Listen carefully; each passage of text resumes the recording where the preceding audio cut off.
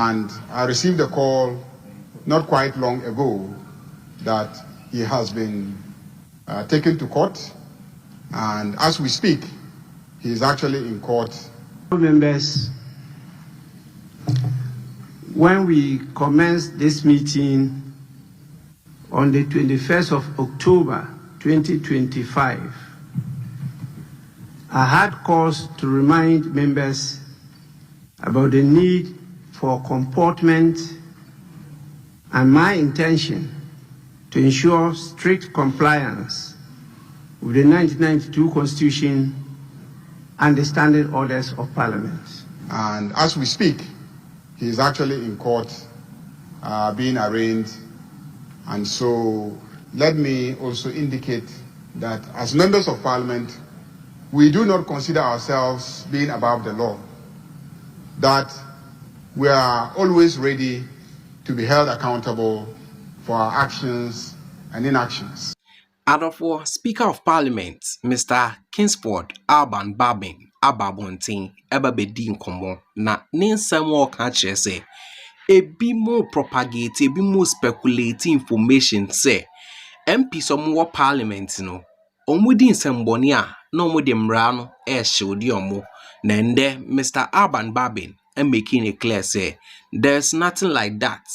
So we MP na wudi nsemboni a emrano eni ubedili o make an example of MP a esutifi MP endra obabe trendy a medine update bremo ye say encrophobi tu gala by roadside esutifi MP eba behu so mu tu galamse a o defending crofo mo ye galamse no asat na on the case no omo de call they are dealing with the case I who say omo in fact omo tension brand no pa enye fidi agro. Speaker of Parliament abekasa de fa ho o kire mu enye sa MP ni nko a ye na be kaya the likes of Afenyo markings mu nyina abobon krofo asumda ene ade o se sa nyoma ni na ye nyoma bia emran hye odi eni MP bia na emumu no emra no ene nkrofo bedili na onu de obetumi aka ne se ebi mo kra face the law silently wabro munye dede na Ghana phone share down hunye any some more pass information say and Mr. Kingsford Alban Bagbin or the office no Sh0cked politicians no or the Sh0cked MPs no ochra say emrani cho emfon so MP emrani ni ubedili in some Alban Bagbin e da ba betu dwanadofo me pese betie nkomo no the side na ma mi hu so adwenche e wo comment ni.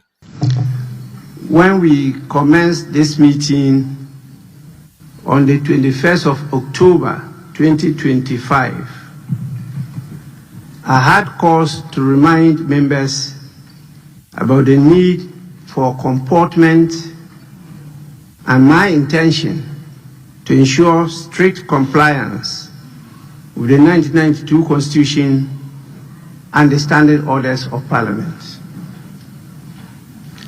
While honorable members are granted severe and several privileges and immunities, which serve as procedural guards, in fact safeguards, these are intended to assist members to undertake their duties and not expected to be a basis for members to be shielded from the effect of alleged unlawful actions. The report of attacks on a team from the National Anti-Illegal Mining Operations Secretariat, a task force which we all know has been established to combat illegal mining activities in the country, is most worrying. Also worrying is the fact that the attack was allegedly incited by one of our own, the Member of Parliament for Asitufi North constituency. All the needed support to the investigation by the Ghana Police Service within the framework of the 1992 Constitution, the laws of this country, and the standing orders of the House. I am made to understand that the member has voluntarily submitted himself to the Criminal Investigation Department of Ghana Police to assist in the investigation, as many members have done in other cases under investigation. In fact, there are so many members of parliament that are under investigation, and my office has never shielded any member of parliament. And many have volunteered themselves without coming through my office. And so please, let it not be said anywhere that members of parliament are being shielded from the rule of law. Not at all. I have the copies and the list of the members involved. So while I commend this action of the member, I want to urge the Ghana Police Service to ensure that at all material times, the privileges and immunities of members, especially when the House is in session, are adhered to. It's for good reason that even if you are in the position to deal with a law enforcement officer, you cannot do that, because that law enforcement officer represents the law and the country. And if you attempt to resist or even to lay hands on that officer, you are dealt with ruthlessly. So they also have privileges and immunities. So it is for members of parliament too. But this is not to shield any member from the full impact of the rule of law. And I want it to be made clear once more that these privileges are not absolute. They must be exercised responsibly and in accordance with the minority leader.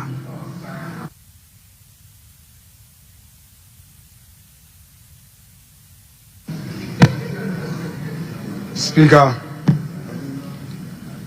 let me thank you for the space to add a few words to what you have just said. Mr. Speaker, indeed, democracy provides that the actors must have an opportunity to politic. Do politics, share ideas, and have their views, disagree and agree. It is, however, part of democracy also for the core issues of national discourse to be agreed upon by the active stakeholders in this process. Mr. Speaker, the matter you've just raised, Galamsey, is one thing that, for the want of a better word, I must say that we as political leaders, active stakeholders of this democracy, have failed. And I say so without mincing words. We must, as political actors, know that there are matters that we have to agree upon and nip it in the bud.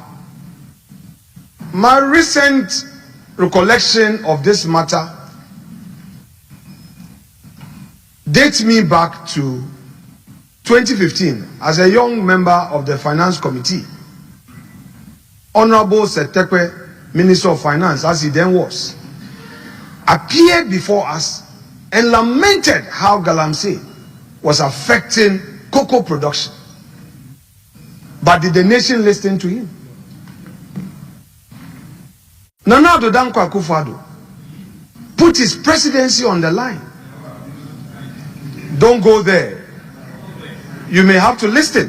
This is an important matter. This is how committed the president was on this matter. But again, we as the actors were looking at the political convenience and the gains.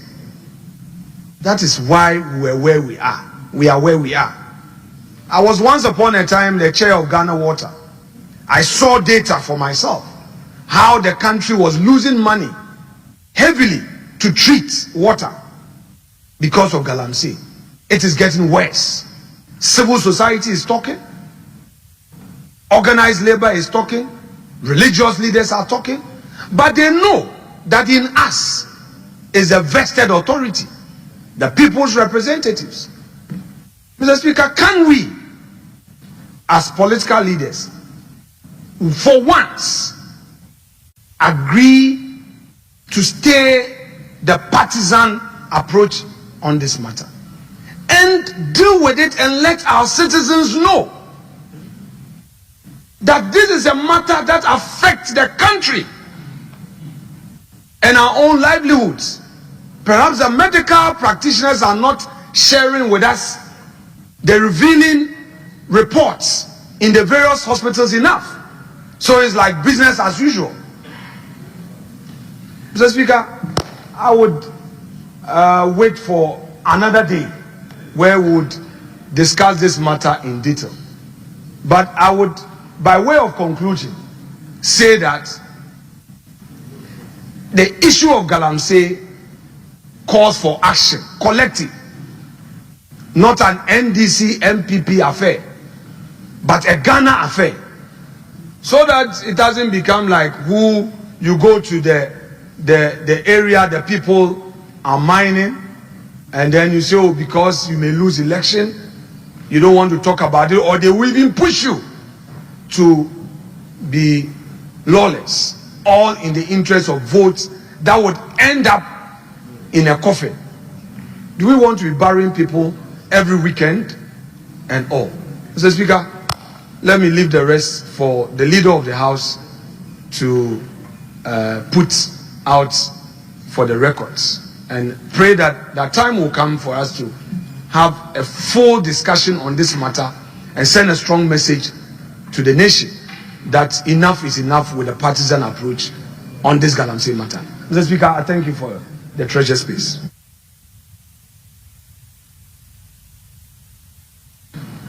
Thank you very much, Right Honorable Speaker. I listened to you carefully, and I thought what I heard was a formal communication on the question of the privileges of members of Parliament. And I am hoping that our brief comments would focus on the question of privileges. I think what I heard you say is that you will not shield any member of this House when they are alleged to have committed offenses and the law enforcement agencies are seeking to investigate and establish whether indeed a crime has been committed for the purposes of being prosecuted or held accountable in any other form, shape, or manner. And you zeroed in on the specific instance of the alleged attack on the anti-Galamsey task force. We all heard in the media that there was an attack on an anti-Galamsey task force in Esutufi South, and I later got some indication that a member on this side of the House is alleged to have instigated some community members to resist the work of the task force. Mr. Speaker, let me indicate that yesterday I got a call from the Minister for the Interior, Honorable Muntaka, that the IGP needed the member for interrogation. I invited the member, he came to my office, and I was trying to reach Muntaka, I couldn't reach him, so ultimately I had to ask the member to go. If I reach Muntaka, I will call him back. Subsequently, Honorable Muntaka called me back. He was in a meeting when I was calling him. And I told him that I had invited the MP. He was ready to come see whoever he should see.